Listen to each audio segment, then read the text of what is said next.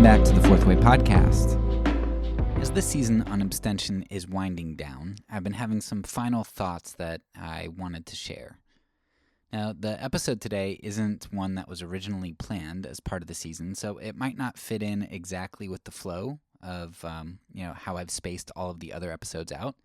Nevertheless, I thought it was important enough to discuss, so I wanted to put it in here before our final episode next week. So I've seen a whole lot of Christians in the past couple weeks as things ramp up, shaming other people who are considering voting third party, and especially those who are considering abstention.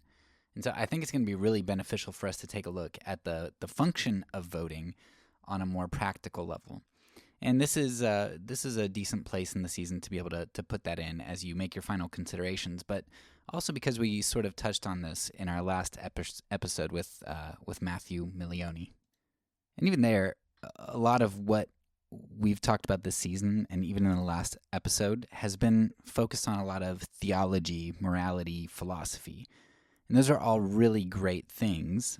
They're very foundational things, but it's often not really where most people are attacked.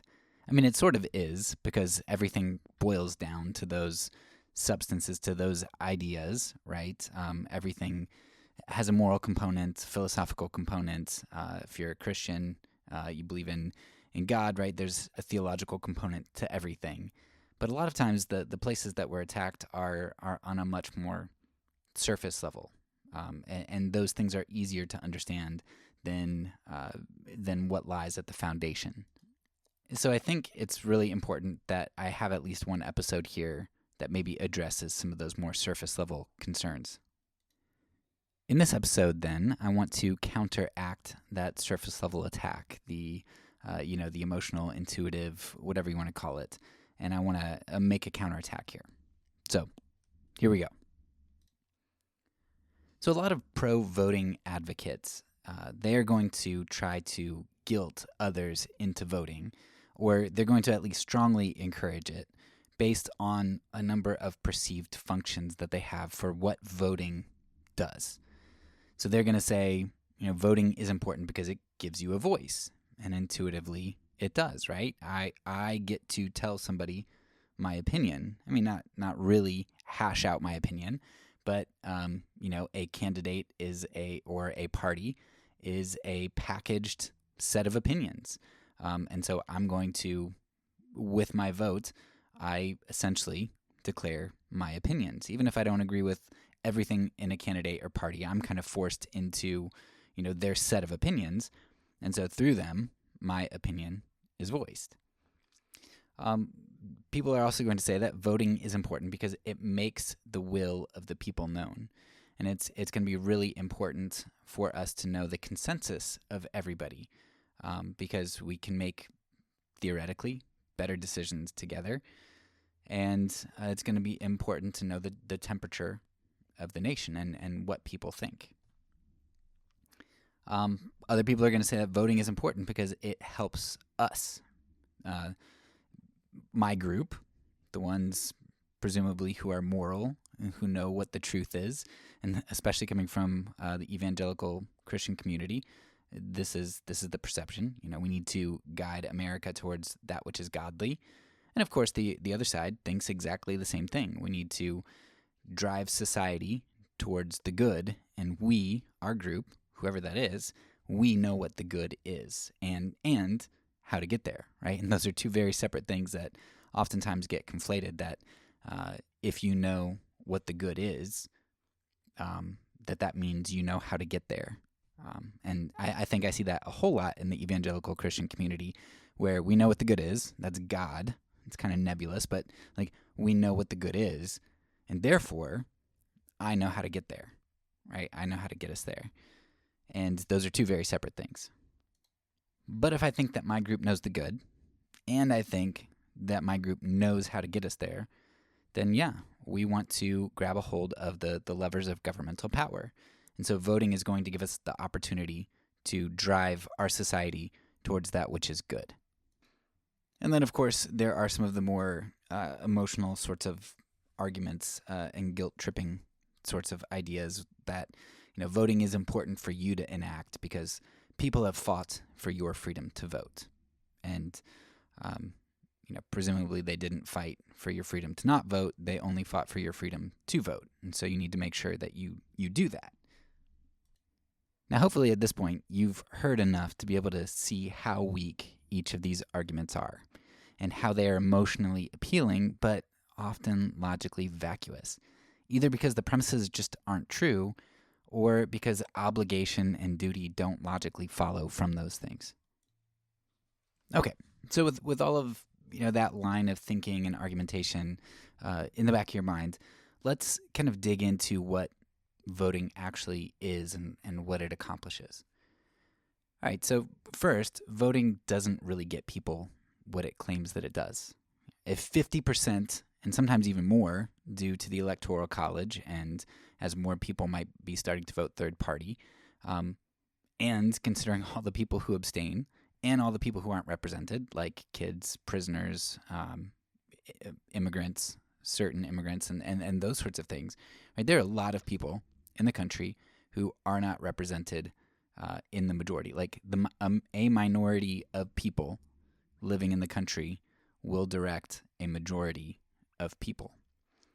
So more than 50% of people, and if you just want to take voting people, it's still oftentimes more than the amount who voted. Like I was looking at, there were, I think, 5 elections, maybe 6 now, in U.S. history, where the minority of voters actually lost to the majority. The president won the Electoral College, but not the popular vote.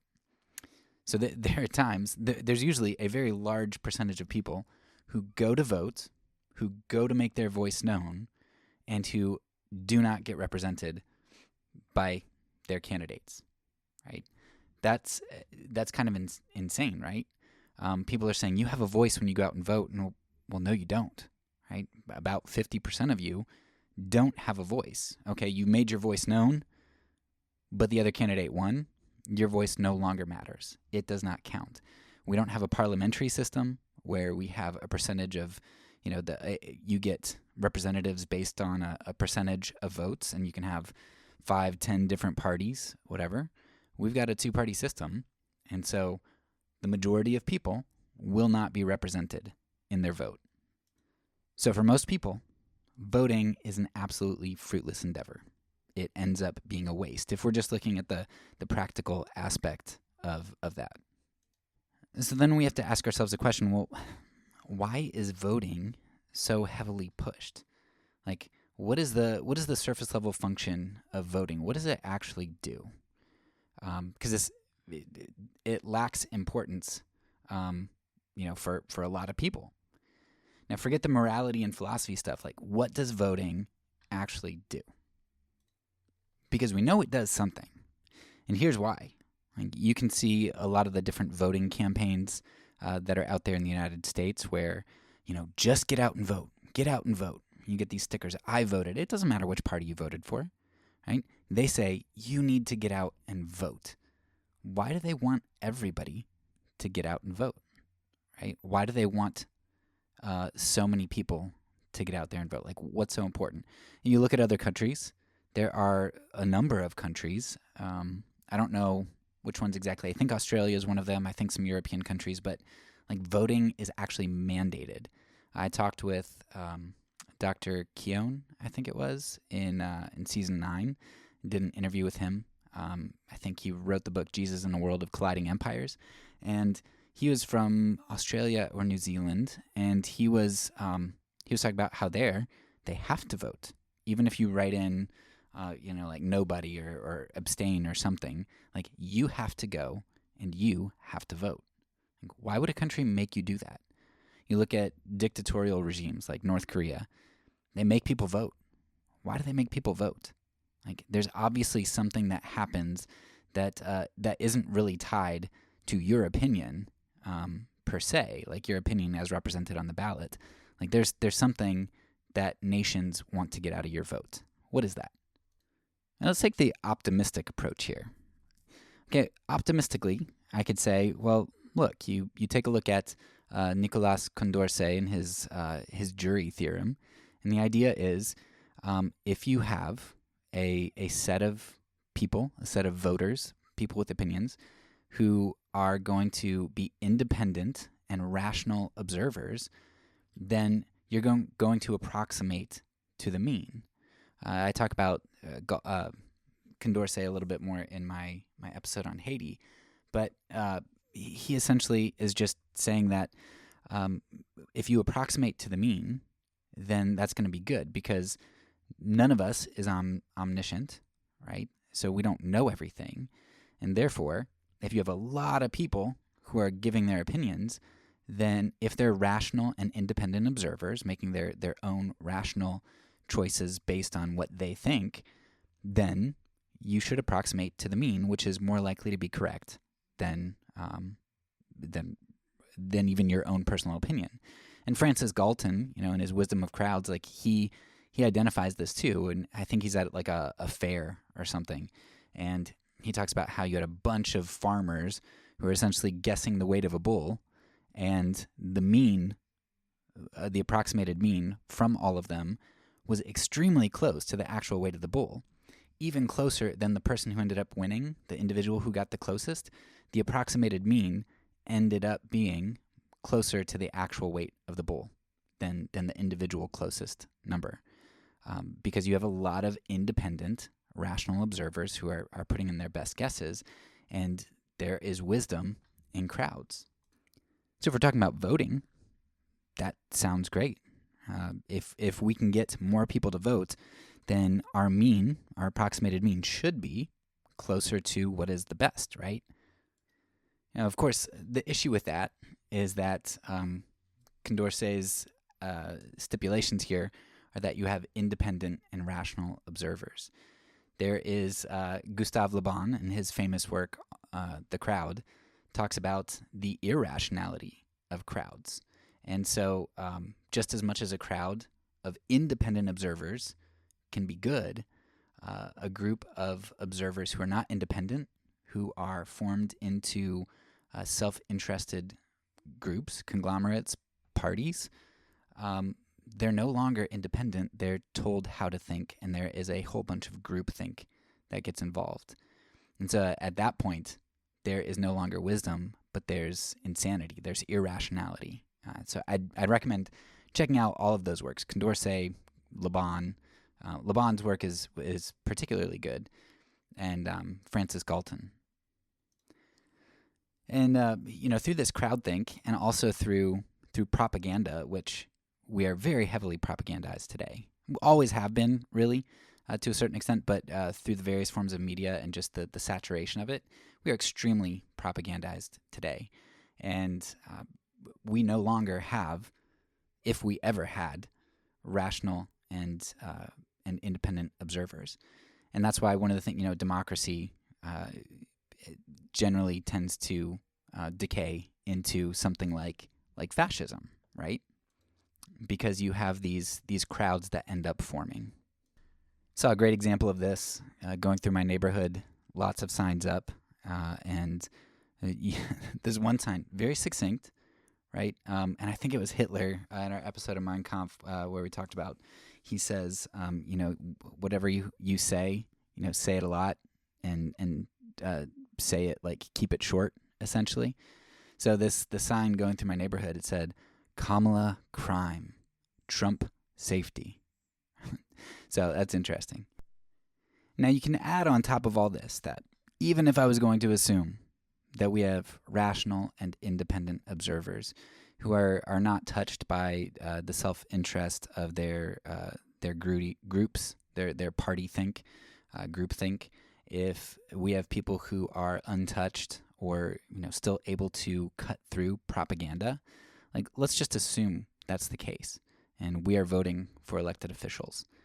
There's a whole lot of research out there that shows how well our elected officials create legislation that's in line with their constituents' interests. Right? A lot of times, you vote for a certain individual, and regardless of the consensus of the constituents, regardless of what the majority of people think, they're going to legislate and vote a particular way.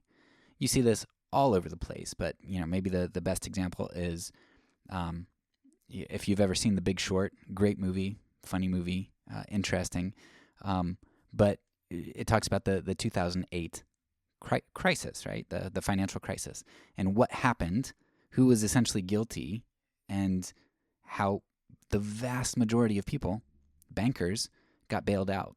Not individual homeowners who owed the bank money, right? They didn't get bailed out against the banks. The banks got bailed out by the government, even though most people were not okay with that. That type of thing, war in Iraq, right? The second war in Iraq, the continuation of the war in Afghanistan, the Vietnam War, just time after time, you see all of these legislative acts and the things that the government does that don't align with the consensus of the people. And so even if you have independent observers, even if you have rational voters, you still have a system that ends up not giving you much choice in the packages that you have, and then the group that you vote for is going to vote against your interests, your desires anyway. I mean, I can't tell you how many times in this election and the past several, I've heard people say, how did we end up with these two candidates? Oh, well, then they go all gung-ho for the Republican or the Democrat because that's the group that they have to be all in order to feel like they can, put their best foot forward, get their interests best served, even though we know that their interests won't be served by and large. So why do people think voting is so important then? Why is voting pushed by the government? Why is voting pushed by society? I think David Hume might have the best insight into this, and I'm going to read a quote from him. Quote, "Nothing appears more surprising to those who consider human affairs with a philosophical eye than the easiness with which the many are governed by the few, and the implicit submission with which men resign their own sentiments and passions to those of their rulers. When we inquire by what means this wonder is effected, we shall find that, as force is always on the side of the governed, the governors have nothing to support them but opinion. It is therefore on opinion only that government is founded, and this maxim extends to the most despotic and most military governments, as well as to the most free and most popular. The Sultan of Egypt or the Emperor of Rome might drive his harmless subjects like brute beasts against their sentiments and inclination, but he must at least have led his Mamelukes or Praetorian bands like men by their opinions." End quote. That is just absolutely so insightful. All right, what does Hume say? He says, a leader might go against the masses' sentiments or their inclinations, which is a really big problem for him because the leader is one person or a small group of people, and the masses are many. The masses have force on their side, and revolution is really easy for the masses to win, right? So the leader has to at least have led his Mamelukes or Praetorian bands, his army, the police state. He must at least have led the army and the police, gotten them to agree with him through their opinions. Now, of course, it's way better for the leader to have the masses' opinions on their side. Leaders want the masses to align, to agree, for them to be happy. The whole bread and circuses idea, right? If you can keep the people fed, which if they're not, that's usually where a lot of revolutions start, when they run out of food. But if you can keep the people fed, and you can keep the people distracted, happy, give them pleasures, give them the gladiatorial events, give them circuses, then their opinion will be on your side, or at least they'll have the inertia to stay put. They won't have the inertia of movement, right? Of progression, of revolution. And at worst, the leader will at least have most of the army on their side.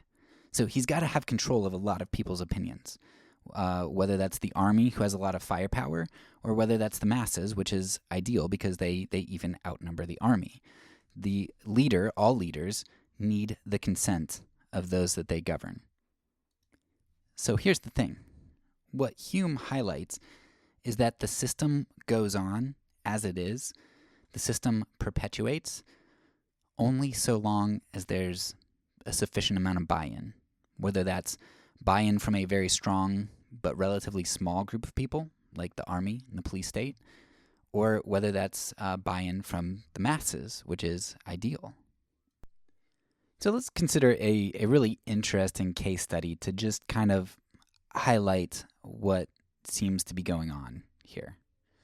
There's a really interesting quote from, I think his name is John Ehrlichman, but he was an advisor or aide to Richard Nixon during the late 60s and early 70s. And here's some interesting insight that he had in regard to his experience of the war on drugs as it was pushed through while he was helping Nixon. He said, quote, "You want to know what this war on drugs was really all about? The Nixon campaign in 1968 and the Nixon White House after that had two enemies, the anti-war left and black people. You understand what I'm saying? We knew we couldn't make it illegal to be either against the war or black, but by getting the public to associate the hippies with marijuana and blacks with heroin, and then criminalizing both heavily, we could disrupt those communities. We could arrest their leaders, raid their homes, break up their meetings, and vilify them night after night on the evening news. Did we know we were lying about the drugs? Of course we did." End quote. Now I want you to think about all of this, and I'm going to help you create a timeline here of some of these things that have happened. You have a lot of things start kicking off, it seems, in like 1954 with Brown versus the Board of Education. You've got a whole lot going on in regards to race, in regards to the McCarthy Red Scare, which is a whole lot of deflection away from the ills of the United States and a whole lot of scapegoating and stuff. But you get this Brown versus the Board of Education. You get a lot of civil unrest. You get a lot of nonviolent action.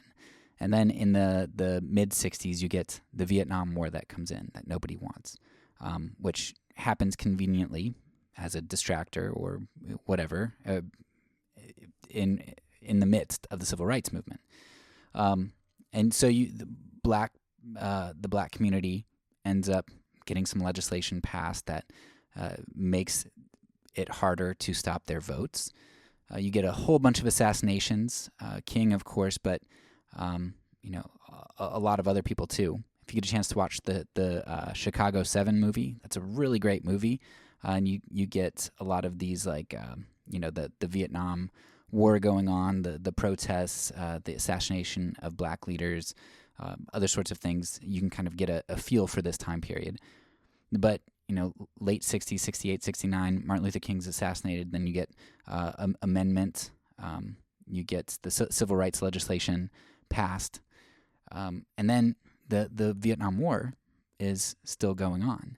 And you get a lot of student protests. You get Kent State, where some students are killed. So you've got all of this mass movement of people, civil rights movement, youth movement, right? And who composes those groups by and large?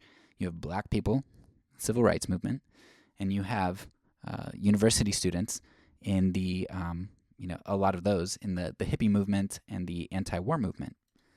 There is just a ton of civil unrest at this point. Now, what happens, right? The government's extremely scared. Like the government is very nervous because when people start putting movement, when they start putting action to their desires rather than just leaving that up to legislators, when they feel like they don't have a voice and they take to the streets, that's really dangerous for a system. It's really dangerous for leaders. And so what happens? Well, you give the blacks a vote. They start to hush up a little bit, right? You give the youth a vote. Take a look at the date of when the war on drugs begins, and when Amendment 26 is passed, which allows 18-year-olds to vote instead of just 21, right? Because usually 21, you're just about to get out of college, you're maybe a senior. So you give 18-year-olds the right to vote, and now all of a sudden, the majority of people who are on your campus, who are on university campuses, they feel like they have a voice. Oh, I have the right to vote. I don't need to take to the streets because now I can go and I can go to the ballot box and I can cast my vote. I have a voice. I'm represented. I'm heard. So you take a look at those dates. The war on drugs starts June 17th, 1971. Exactly 2 weeks before Amendment 26 passes, which happens on July 1st, 1971. And by and large, what happens to those movements? Because we're still 4 years away from the end of the Vietnam War. What happens to a lot of those movements? They begin to peter out. They begin to die down. When I was at one of the AND campaign rallies, I remember one of the younger speakers who was recounting a story of when he was talking to his mom and saying, "Mom, why did you guys stop the fight?" Because his mom was a part of the civil rights movement. "Why did you stop fighting?" And his mom said, "We were just so tired."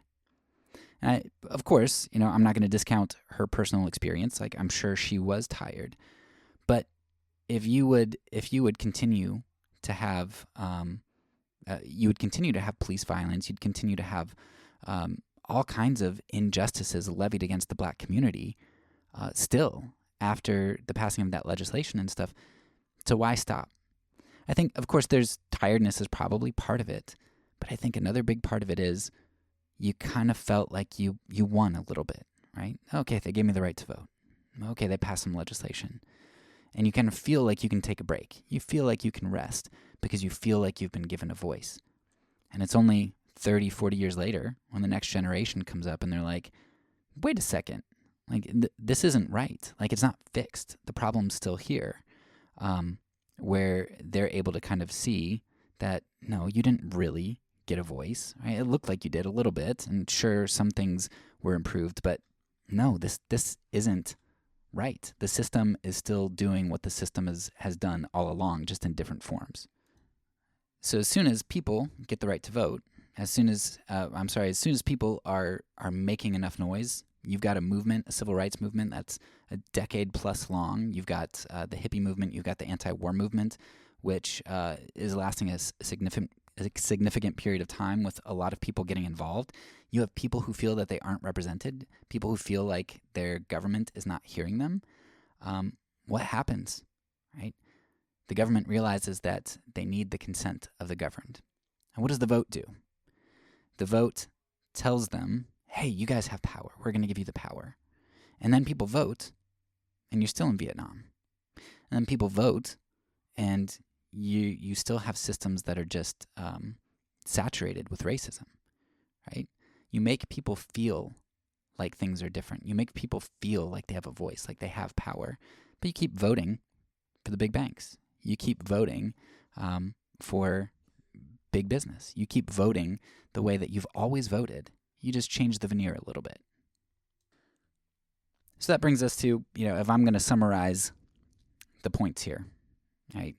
The first major point of this episode is that, by and large, voting doesn't enact much power at all, like people think it does. It really doesn't do that much.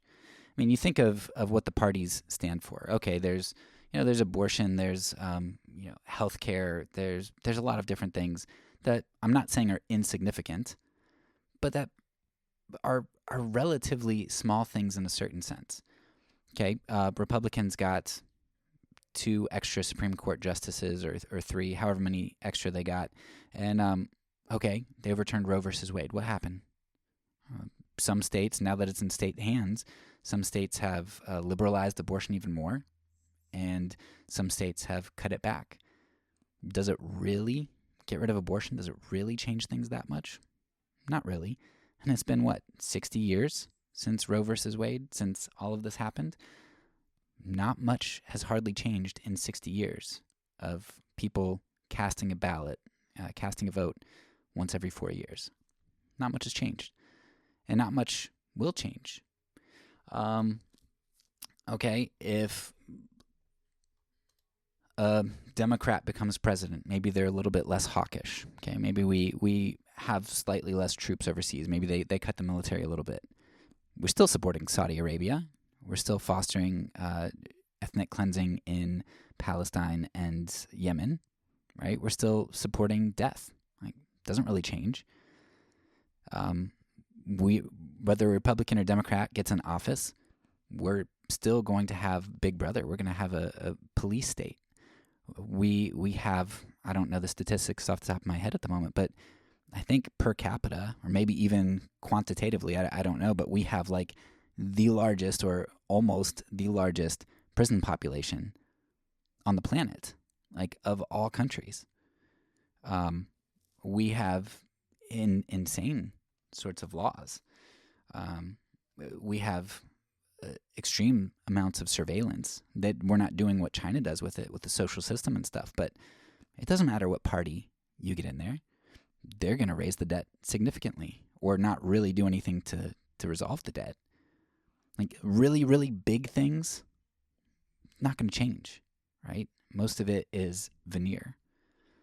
And what voting does is, one of the things that it does is it's going to prevent you from seeing your true state of powerlessness, because you think that voting is power. You think that voting does something. It doesn't matter who you vote for. They're going to bail out the banks the next financial crisis. It just doesn't matter. So that's number one.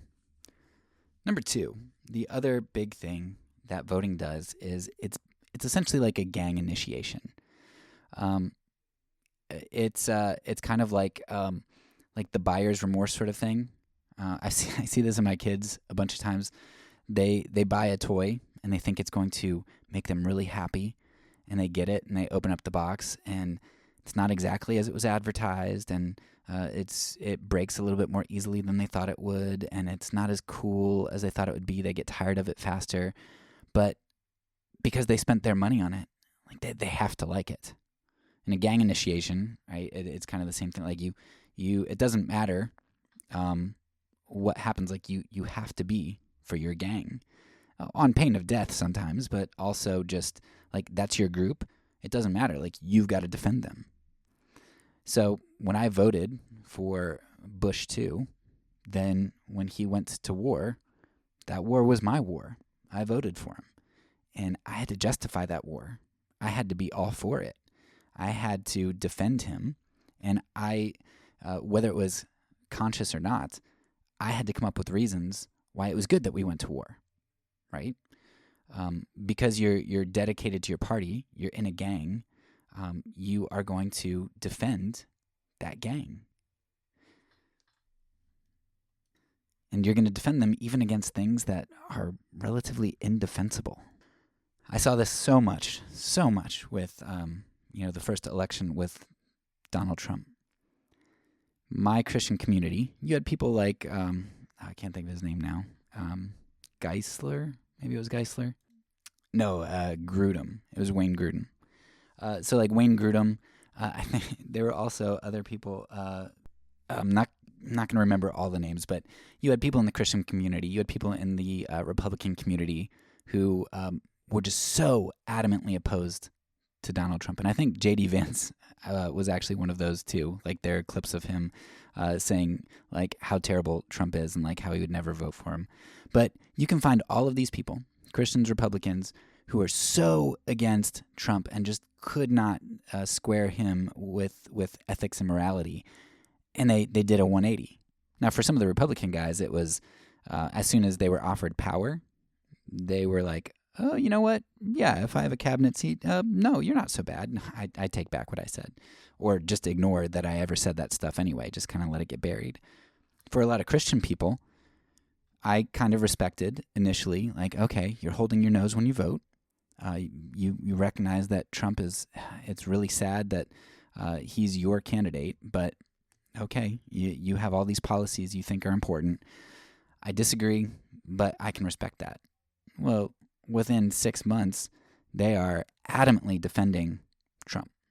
He says, talking about grabbing a woman by the private parts, and they're like, well, the guys are guys and locker room talk, while simultaneously all of these sex scandals are coming out, and these just scandals of power, and you're like, oh man, this is what it's all about, isn't it? It's all about power. Like, your guy's in, and now, even though you might not have wanted him initially, because that's your guy, you're in the gang, right? You can't get out. And so what do you do when you're in a gang? You justify what they do, justify everything they do. You praise everything that's done, and you just go along with it. You become morally complicit with it. So, when it comes time to vote, most people want you to vote. They might not really understand why they want you to vote, but they want you to vote because they want you to be part of the gang, their gang. And once you're in, it's really hard to get out. And also, on a larger scale, the government, the people in power, they want you to feel like you have power. They don't want you to take action. They don't want you to go to the streets where real things are done, where real movement happens. They want you to go to the ballot box. Get out on the street. Get out in your car. Go drive to do something every 4 years. Don't go to the streets, whatever you do. Now, for those of you who haven't listened to all of the other seasons that I have, or even all of the other episodes in this podcast, in this season, this wouldn't be my main argument against voting. Okay, this is just kind of icing on the cake. I care about more foundational issues, morality first, and then you can get into some of the other philosophical and issues. And here, we're just at the functional level of like, what is this actually doing? So I would really encourage you to listen to some of the other seasons. I've got season 2 on consequentialism, which is going to tell you more about the ends justifying the means and kind of get at the heart of that aspect. I'd recommend listening, especially to my season on nonviolence. I think it's season 7 on nonviolent action, which is going to tell you like real world examples of how does nonviolent action work and why does going to the streets work? Like, what is it that people are scared of, the government is scared of? And how would you even begin to think about moving to the streets? You can go to season 9, which is on government, and I explore in that season a whole lot of ideas about like what is it that the government actually does when you vote. Like, what does that all include? Like, what are you giving the government power to do? What is our government's history? What are they going to do? What can I trust based on history that the government is going to do with the power that I divest in it? Like, how does that all work? And when you start to see what government truly is, it should make you really averse to giving anybody, particularly at the federal level, giving anybody power, your consent, your complicity.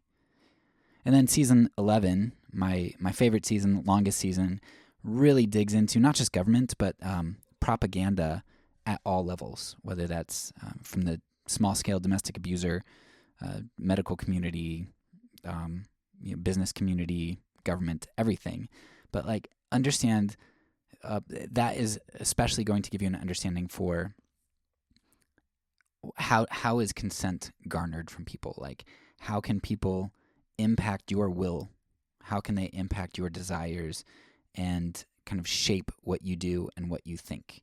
Because, man, people are propagandized to vote across the world, but especially in the United States. They are just like, they elevate voting to like mythical status of these things that it's going to obtain and the great evils that are going to befall if they don't vote a particular way, as opposed to seeing the system doing what the system does and just giving you the illusion of choice. I actually have a great example of this. When I was a teacher, so one of my favorite systems that I like to impose was at the beginning of the year, I'd have all of my students write down a bunch of information on the card.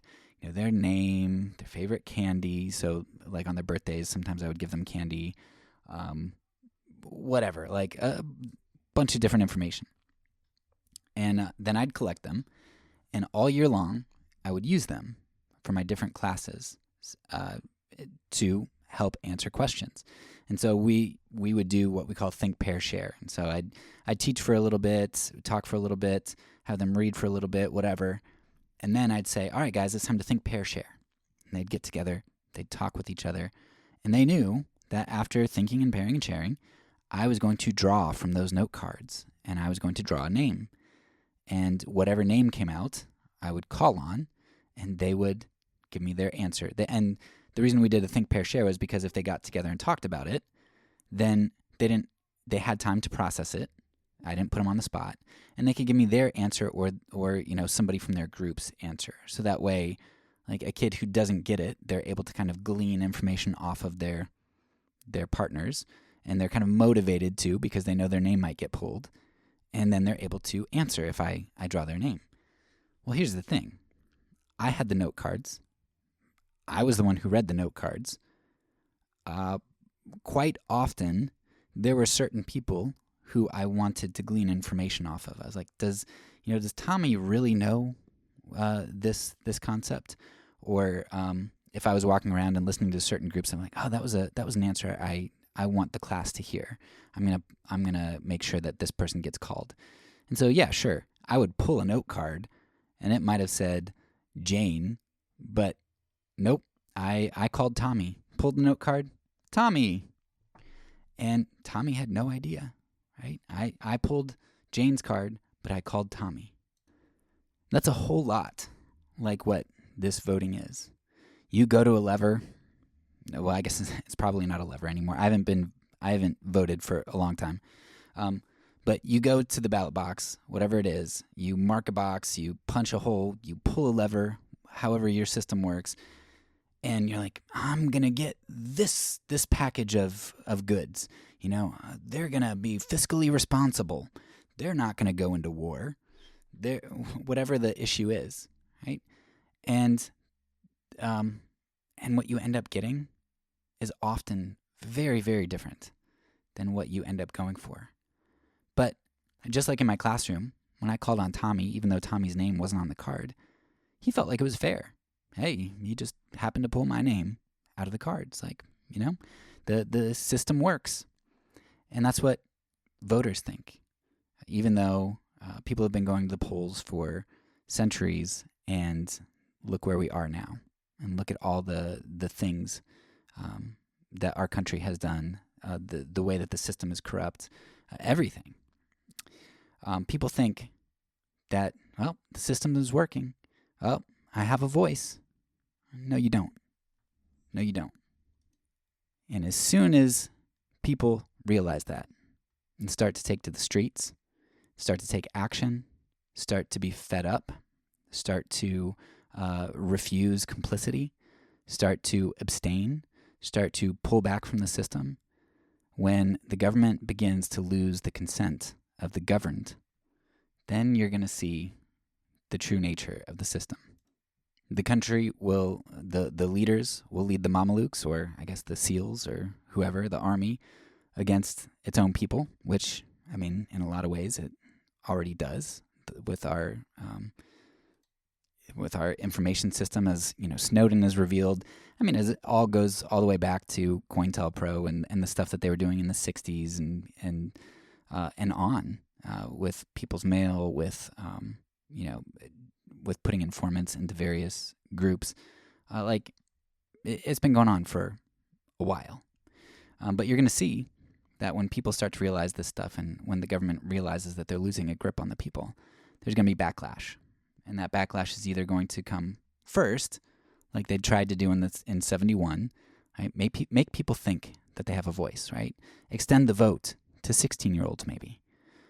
Or however else they're going to try to use their legerdemain to make you feel like you have power when you really don't. And if that doesn't work, then you're gonna see the police state that we have and have had. You can go back to the 60s and see some of the different policing actions, not just Kent State. I mean, like much larger scale. I think the Chicago 7 was about the Democratic National Convention and what went on there. But it's pretty insane stuff. But we don't have time for a history lesson here. you'll have to go back and listen to my other seasons and also extend your reading, which I'd be happy to make some recommendations for you if you want. That's all for now. So peace, and because I'm a pacifist, when I say it, I mean it.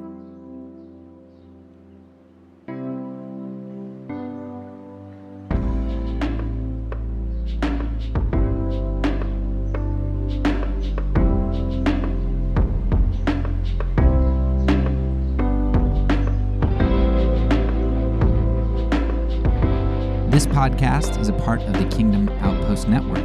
Please check out the links below to find other great podcasts and content related to nonviolence and kingdom living.